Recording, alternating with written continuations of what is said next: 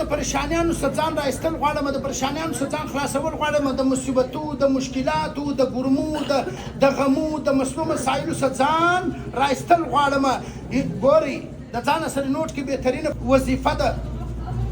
یونس علیه السلام چې د ماهي په نس کې و، په سخت حالت کې و، د په دغه وظیفه سره ځان د ماهي د نس سره راویستی. په کومه وظیفه سره؟ په آیت کریمه سره. بسم الله الرحمن الرحیم. لا اله الا انت سبحانك انی كنت من الظالمین. دا د مسایلو د پریشانیانو د حالاتو حل دی. پرون مالی څوک رالی زوی ته همدا وایه، دی وایي او خو شناخته کلمه ده، نو ته بیا چیش غواړې زه بل شی در وشم؟ دا خو اوس ګوره دا بهترینه وظیفه ده.